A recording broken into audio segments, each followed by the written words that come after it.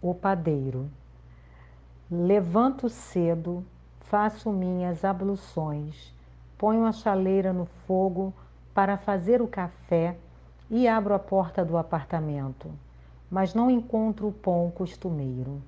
No mesmo instante, me lembro de ter lido alguma coisa nos jornais da véspera sobre a greve do pão dormido. De resto, não é bem uma greve, é um lockout, greve dos patrões, que suspenderam o trabalho noturno, achando que obrigando o povo a tomar seu café da manhã com pão dormido, conseguirão não sei bem o que do governo. Está bem, tomo meu café com pão dormido, que não é tão ruim assim. E enquanto tomo café, vou me lembrando de um homem modesto que conheci antigamente. Quando vinha deixar o pão à porta do apartamento, ele apertava a campainha, mas, para não incomodar os moradores, avisava gritando: Não é ninguém, é o padeiro. Interroguei-o uma vez, como tivera a ideia de gritar aquilo. Então você não é ninguém? Ele abriu um sorriso largo, explicou que aprender aquilo de ouvido. Muitas vezes lhe acontecera bater a campainha de uma casa e ser atendido por uma empregada ou uma pessoa qualquer, e ouvir uma voz que vinha lá de dentro perguntando quem era e ouvir a pessoa que o atendera dizer para dentro: Não é ninguém, não senhora, é o padeiro. Assim, ficara sabendo que não era ninguém. Ele me contou isso sem mágoa nenhuma e se despediu, ainda sorrindo. Eu não quis detê-lo para explicar que estava falando com um colega, ainda que menos importante. Naquele tempo, eu também, como padeiro, fazia o trabalho noturno. Era pela madrugada que deixava a redação do jornal, quase sempre depois de uma passagem pela oficina. E muitas vezes saía já levando na mão um dos primeiros exemplares rodados, o jornal ainda quentinho da máquina, como o pão saído do forno. Ah, eu era rapaz naquele tempo. E às vezes me julgava importante, porque no jornal que levava para casa, além de reportagens, meu nome, o jornal e o pão estariam bem cedinho na porta de cada lar. E dentro do meu coração eu recebia a lição de humildade daquele homem entre todos útil e entre todos alegre. Não é ninguém, é o padeiro. E assobiava pelas escadas. Maio 1956, Rubem Braga.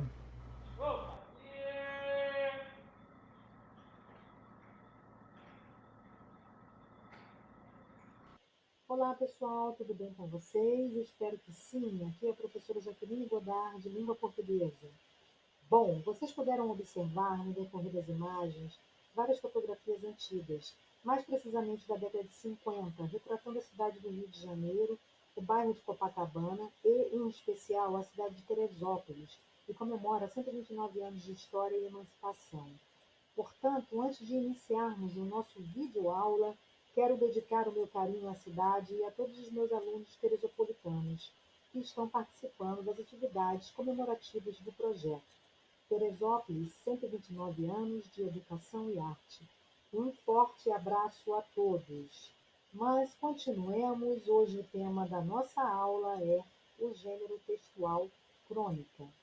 Bom, nós podemos observar, diante das imagens, no decorrer da narrativa da crônica, O Padeiro, de Rubem Braga, a presença do cotidiano das pessoas, ou seja, em épocas remotas, em épocas distantes e, ao mesmo tempo, dialogando com a atualidade. E o que isso tem em comum ao estudo do gênero crônica? Bom, a observação do cotidiano. A crônica é um gênero textual muito presente em jornais e revistas, seja de forma física ou virtual, e também no mundo cibernético, como blogs e canais do YouTube. Em geral, é um texto curto, porém com sua linguagem despretensiosa, tem o objetivo de humanizar e aprofundar temas pertinentes como o trabalho, identidade social e crítica sociocultural, assim como levar à reflexão temas ligados a diversas áreas do conhecimento científico, como o estudo da linguagem, da história, ciências humanas e exatas. Os assuntos abordados geralmente, nesses tipos de textos, são voltados ao cotidiano das cidades. A crônica pode ser entendida como um retrato verbal particular dos acontecimentos urbanos. O bom cronista, geralmente, são aqueles que conseguem perceber no dia a dia de suas vidas impressões, ideias ou visões da realidade que não foram percebidas por todos. Portanto, eu vos apresento Rubem Braga, grande cronista da literatura brasileira. Rubem Braga teve a missão, a humildade de escrever crônicas e observar o cotidiano das pessoas. Bom, vejamos aqui agora uma pequena biografia do escritor cronista, só para a gente tentar é, conhecer um pouco mais, né, na sua biografia quem foi Rubem Braga para a literatura brasileira. Rubem Braga nasceu em 1913, faleceu em 1990. Foi um escritor e jornalista brasileiro e tornou-se muito famoso como cronista de jornais e revistas de grande circulação no país. Foi correspondente de guerra na Itália e embaixador do Brasil em Marrocos. Rubem Braga nasceu em Cachoeiro do Itapemirim, no Espírito Santo, no dia 12 de janeiro de 1913. Seu pai, Francisco Carvalho Braga, era proprietário do jornal Correio do Sul, onde iniciou seus estudos em sua cidade natal. Mudou-se para Niterói, Rio de Janeiro, onde concluiu seus estudos no Colégio Salesiano, que é uma escola muito conhecida e tradicional de Niterói.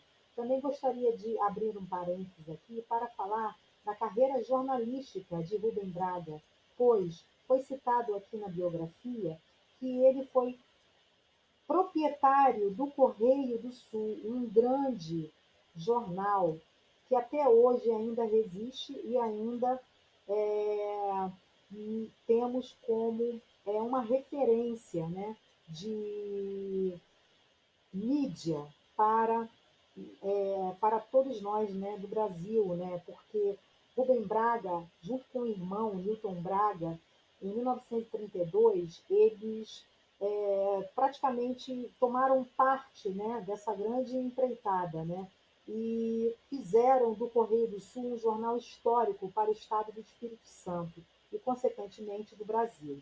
Bom, vejamos aqui algumas obras de Rubem Braga para que nós possamos aí ter como referência e possivelmente, né, termos o interesse de buscar outras obras, outras leituras, outros textos, outras crônicas, né, para nos deleitar, né, com a escrita de Rubem Braga. Vamos lá. O Morro do Isolamento, em 1944, Um Pé de Milho, em 1948, O Homem Rouco, em 1949, A Borboleta Amarela, 1956, A Traição das Elegantes, 1957, Ai de Ti Copacabana, 1960, no qual eu retirei a crônica O Padeiro, Recado de Primavera, 1984, Crônicas do Espírito Santo, 1984, O Verão e as Mulheres, 1986, As Boas Coisas da Vida, 1988. Então, eu super indico Rubem Braga para a leitura e muito mais do que exercitar a leitura, o pensamento crítico, a reflexão e conhecer um pouco mais, né, sobre o dia a dia das pessoas, eu recomendo para que nós possamos ter como fonte de inspiração para escrever as nossas próprias crônicas. E outra, outro dado muito importante que eu gostaria de ressaltar aqui é que Rubem Braga foi um escritor que traçou por, como ninguém a cidade do Rio de Janeiro. Então, se você quer conhecer o Rio de Janeiro como um todo, a cidade do Rio de Janeiro, os principais bairros, de uma maneira mais detalhística, mais minuciosa, procurem ler Rubem Braga, porque todas as obras se passam na cidade de Rio de Janeiro, com algumas exceções, como a gente vê aqui, porque ele é natural do Espírito Santo, né? Então tem algumas obras que vão retratar um pouco as suas memórias, né? E as suas vivências na terra natal. Importantíssimo ler Rubem Braga. Eu aconselho a todos a leitura. Bom, mas vamos falar agora um pouco mais sobre a obra que nós acabamos de ouvir, O Padeiro. Em O Padeiro, o cronista Rubem Braga traça o encontro de algumas personagens que aparentemente vivem situações e contextos sociais diferentes enquanto classe trabalhadora. No caso aqui, a gente pôde retratar dentro do texto a presença da personagem da seguinte forma, né? O cidadão comum em cada residência, sem distinção, papéis sociais, o patrão, a empregada doméstica em suas atribuições, o jornalista que trabalha à noite produzindo as suas matérias e as principais notícias do dia, e até mesmo escrevendo as crônicas da cidade, e o padeiro, também trabalhador noturno, preparando os pães para serem entregues em cada residência, retratando assim uma época que era bastante comum receber todos os dias pela manhã em casa o pão e o jornal de cada dia. Exatamente nesse sentido que observamos a crônica sendo tecida em primeira pessoa do discurso pelo personagem narrador da história, no caso, o jornalista, que apresenta todas essas personagens se encontrando de alguma maneira na rotina do cotidiano. Pessoas comuns, independente do papel que exerce na sociedade enquanto classe trabalhadora. O cronista nos leva também a refletir na seguinte frase dita pelo trabalhador, no caso, o padeiro: não é ninguém, é o padeiro. Como assim não é ninguém?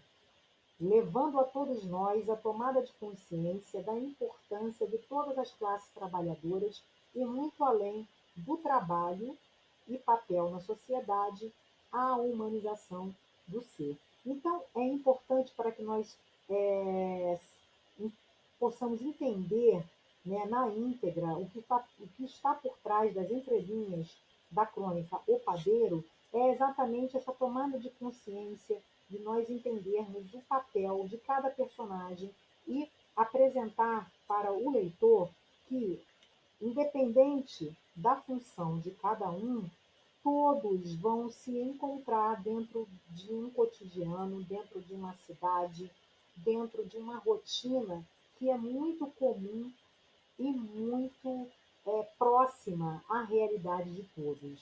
Então foi usado, através da personagem, da figura do padeiro e da figura do jornalista, uma pequena simbologia para mostrar para a gente o que realmente representa esse gênero textual que é a crônica, que é na simplicidade do dia a dia que as pessoas acabam se entrelaçando, se encontrando e se identificando enquanto um cidadão comum, enquanto uma pessoa que exerce ali o seu papel dentro da sociedade e, ao mesmo tempo, vivencia as mesmas experiências. Isso é muito importante para que nós comecemos a entender o gênero textual crônica. Mas antes disso, vamos falar sobre a primeira crônica que foi lançada na literatura brasileira, que eu vou chamar de Carta de Pero Vaz de Caminha.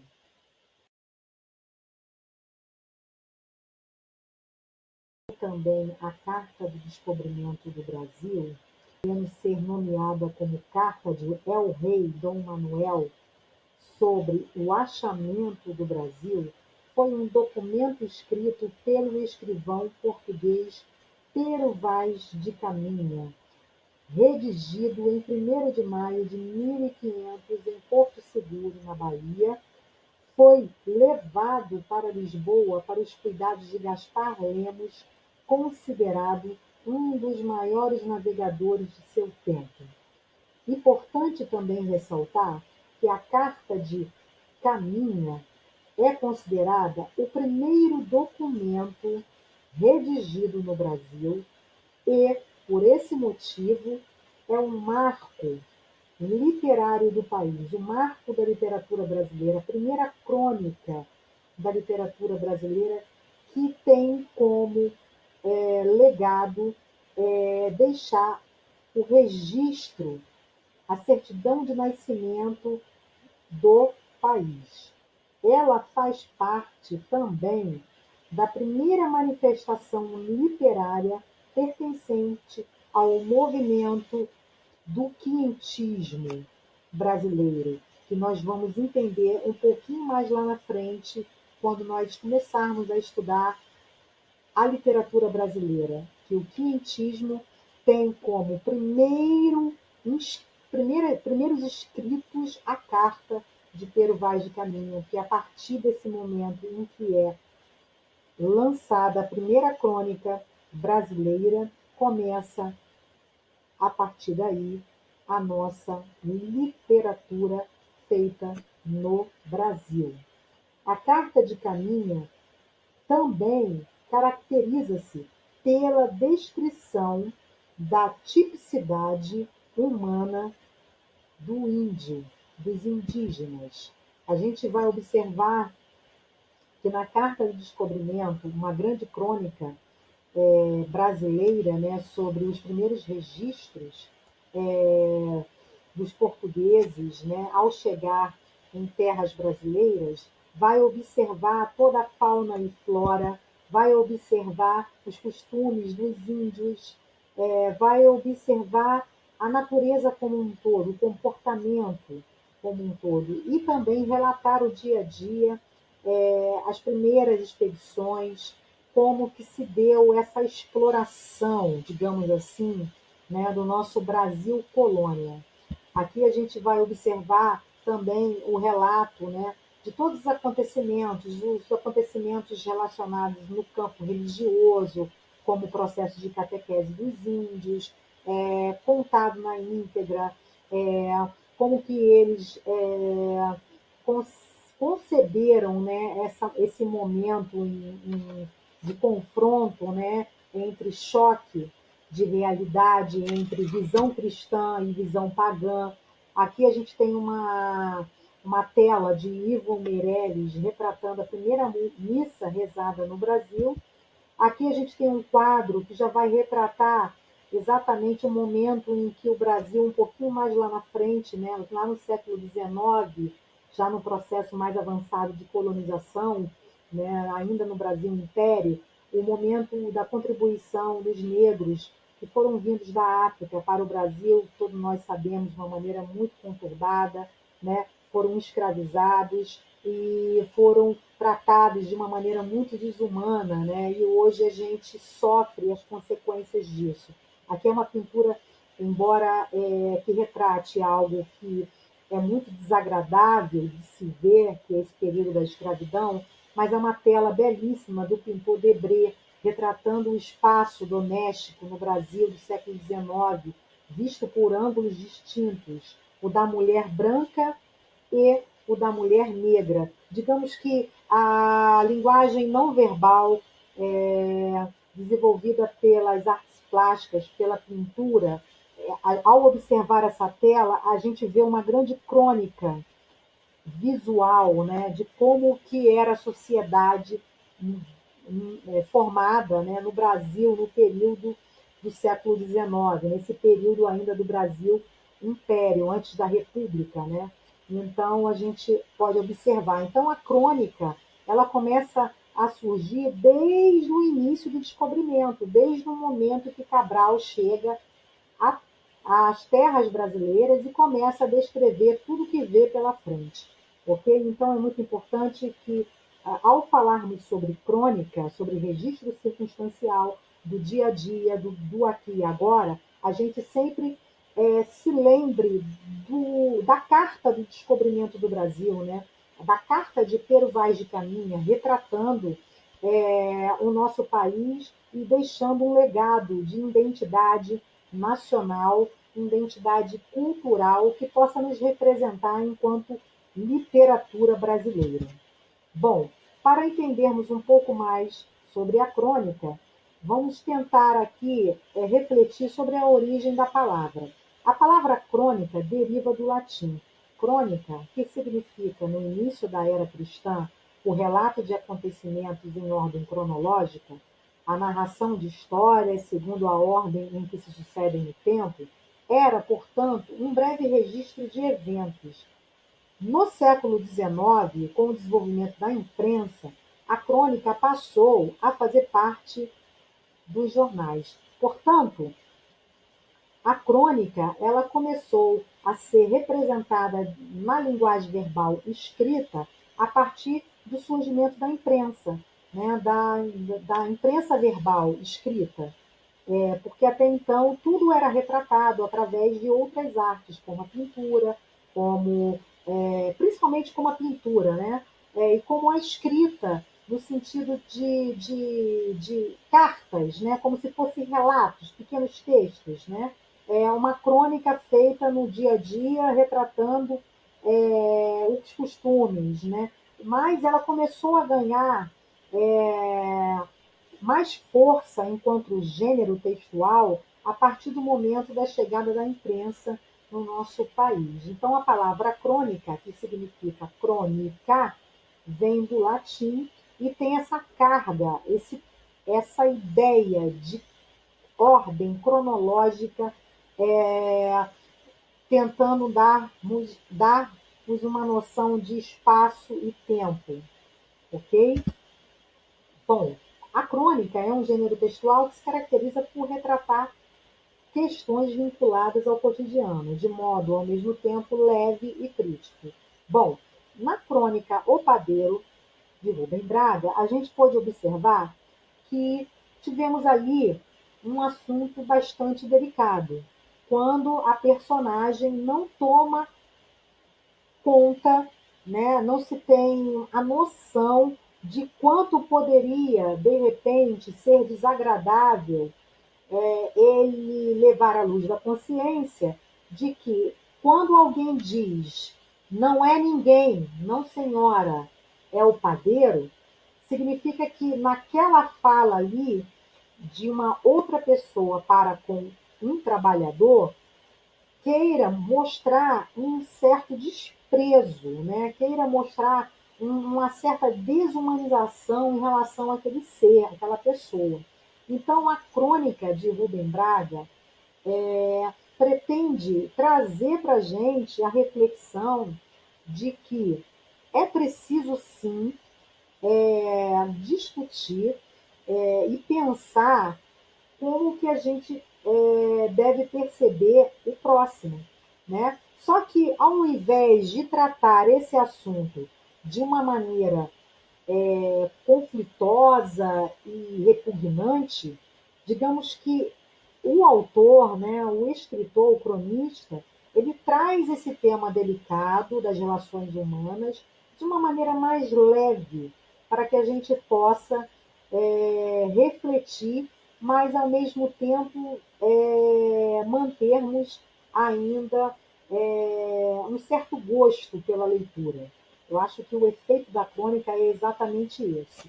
Não importa o tema que você venha discutir, que você venha a refletir e a pensar sobre ele. O que importa é a maneira como se escreve, a maneira como se dialoga com o leitor para levá-lo a pensar sobre aquilo. Características. A principal característica da crônica localiza-se na sua temática, o cotidiano. É o grande assunto desse gênero. Nesse sentido, quase tudo que, de alguma forma, é significativamente importante para alguém transmitir a seus companheiros ou conhecidos, pode ser um motivo para escrever uma crônica. Nos jornais, é normal que os cronistas abordem os assuntos mais importantes ou inusitados dos dias anteriores. Por exemplo, tudo pode ser crônica, qualquer matéria, qualquer assunto. Desde a chegada de uma encomenda, que você aguarda muito pelos correios, e aí você quer contemplar aquele dia, escrevendo uma crônica. Vamos supor, eu estou aguardando um novo aparelho celular, um novo computador, um objeto qualquer. E eu estou muito ansioso para o recebimento dessa minha nova ferramenta de trabalho, um livro. Né? Estou aguardando um livro, estou muito ansioso para lê-lo e eu quero receber o quanto antes. E aí eu já imagino a chegada dos correios, o meu sentimento em relação àquilo, e aí eu tenho uma matéria para escrever uma crônica. Então, tudo pode ser construído com base na observação e também na subjetividade. Lembrando que crônica é um texto literário e que leva-se em conta o sentimento, as emoções, né? A linguagem conotativa. Bom, além da temática, é importante lembrar que, em geral, a variante coloquial da língua é usada na crônica. Uma linguagem leve, com marcas de pessoalidade, portanto, é muito bem-vinda nesse tipo de texto. Ora, se você quer retratar o cotidiano, e esse cotidiano vai falar de pessoas simples, de pessoas corriqueiras, de momentos que são pertinentes a qualquer pessoa, como nós vimos na crônica, o padeiro, todos os dias, né? Levantamos, tomamos o nosso café, recebemos o nosso jornal, que era muito comum antigamente. Hoje nem tanto, mas a gente ainda continua em alguns lugares tendo a presença do padeiro passando na nossa porta, buzinando com a bicicleta, e aí é muito comum a gente ir comprar o pão, enfim. De alguma maneira, a gente vivencia as mesmas rotinas que muitas pessoas, isso independente de classe social, independente de condição social, de letramento, nós vivenciamos simplesmente as mesmas rotinas do dia a dia, seja na função do trabalhador, né, exercendo aquele papel de levar até as pessoas esse café da manhã, esse pão de cada dia, ou até mesmo dentro das nossas casas, recebendo aquele alimento. Né? Então, se você vai falar sobre o dia a dia, o cotidiano, nada mais justo do que você fazer uma adequação da linguagem. A linguagem deve ser sempre retratada da maneira como ela representa na, na personagem, né, que você está querendo retratar. Não adianta você colocar a personagem falando de uma maneira muito formal se ela é uma pessoa simples, com pouco letramento. Então, se a gente vai tratar de um assunto informal do dia a dia, a gente tem que adequar a nossa linguagem. Por fim, é possível dizer que existem alguns tipos de crônica, conforme se explica a seguir. Tipos de crônica. Aqui eu tenho algumas formas em que eu posso me apegar para escrever o meu texto. Por exemplo, eu tenho a crônica descritiva narrativa. Quando eu vou construir uma crônica, como nós vimos, o padeiro, a gente observou ali a descrição, a narração do narrador, né, em primeira pessoa, falando, contando a história, descrevendo os personagens, os lugares. Então, aqui a gente tem uma mistura desses gêneros textuais, na verdade, ali num único texto.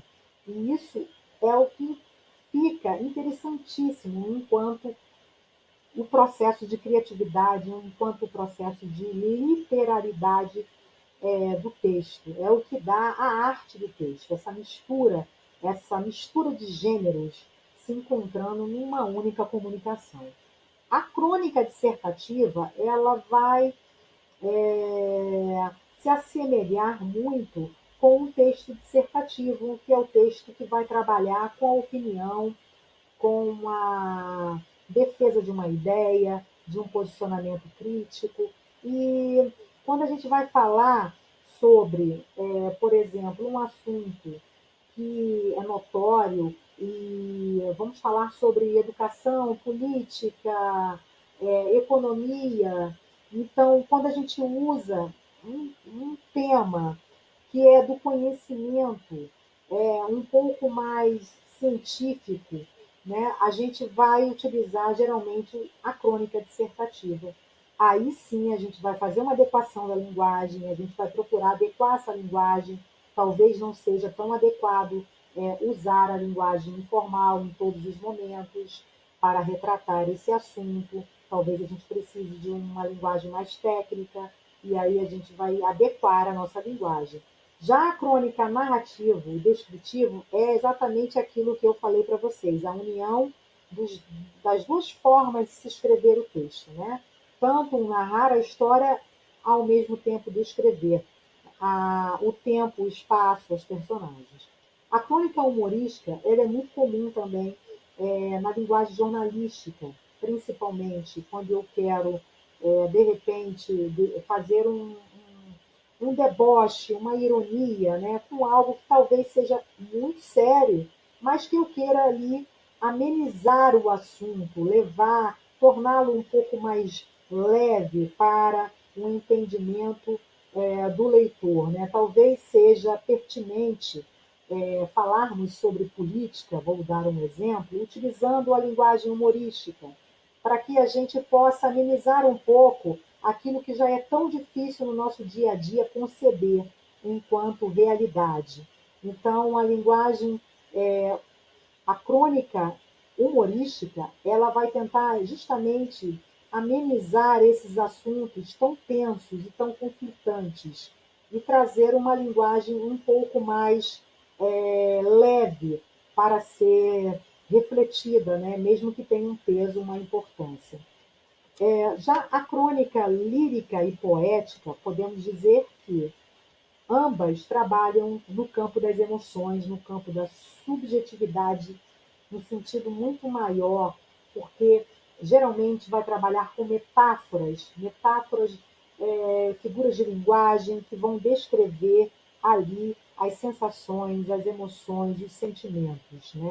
Então, dentro de uma crônica, por exemplo, poética, a gente pode ter um poema, mas um poema que seja um poema narrativo. Né? Eu posso dar um exemplo aqui do poema que até dialoga com a crônica de Rubem Braga, O Padeiro, que se chama Morte do Leiteiro, de Carlos Drummond de Andrade.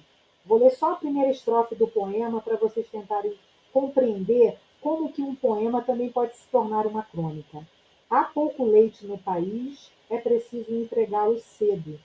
Há muita sede no país, é preciso entregá-lo cedo. Há no país uma legenda, que ladrão se mata com tiro. Então, o moço que é leiteiro, de madrugada, com sua lata, sai correndo distribuindo leite bom para gente ruim. Sua lata, suas garrafas e seus sapatos de borracha vão dizendo aos homens no sono que alguém acordou cedinho e veio do último subúrbio trazer o leite mais frio e mais alvo da melhor vaca para todos criarem força na luta brava da cidade. Então eu tenho aqui, né, a leitura de alguns versos de Carlos Drummond de Andrade, A Morte do Leiteiro, retratando exatamente praticamente o mesmo assunto, né, que a gente pôde observar na crônica O Padeiro, né, um cidadão comum, um trabalhador, classe trabalhadora, ali desenvolvendo seu papel dentro da sociedade, e a crônica que é um poema, na verdade, um poema, crônica, começa a apresentar para o leitor as mesmas questões do cotidiano, do dia a dia, de uma pessoa que pode se identificar literalmente, quando ler o texto, como qualquer pessoa que, ou seja aquela que receba desse trabalhador o leite de cada dia, ou aquela pessoa que leva até as residências o alimento de cada dia. Então, exatamente aí que se encontra um grande objetivo do gênero crônica, é retratar exatamente esse cotidiano muito pertinente a todos nós. A crônica jornalística, ela também tem o mesmo papel, como todas as outras formas de se escrever crônica, também trabalhando com o cotidiano e simplesmente tentando trazer as principais notícias de uma maneira mais leve, de uma maneira que a gente possa absorver de forma um pouco mais humana aquilo que foi retratado, né, segundo os fatos, por exemplo, a morte do leiteiro, né? Muitas pessoas no Rio de Janeiro morrem com bala perdida. Então, a forma de se amenizar esse assunto tão tenso e tão crítico seria falando através de uma crônica jornalística contando a história da morte desse leiteiro, né? Então, esse é o grande papel da crônica, tentar tornar o assunto um pouco mais leve. A crônica histórica é um grande exemplo que nós tivemos aqui agora discutindo, é contar os fatos, os acontecimentos históricos em um passado um pouco mais distante e tentando dialogar sempre com o presente e com a atualidade. Tipos de crônica e classificações segundo Luiz Beltrão. Crônica geral, trata de assuntos variados. Crônica local, sobre assuntos pertinentes à opinião pública. Crônica especializada, foca numa especialidade. E crônica analítica, analisa um fato, algo que tem acontecido, uma análise de um fato como um todo. E crônica sentimental, enfoque no aspecto emocional, como a gente pode observar, né, que é muito comum na crônica lírica e poética. Crônica humorística critica fazendo uso do humor e da ironia. Segundo a observação de Luiz Beltrão, que foi também um grande cronista e também jornalista, professor da USP, deixou um bom legado aí para no Brasil, em termos de conhecimento, em termos de literatura.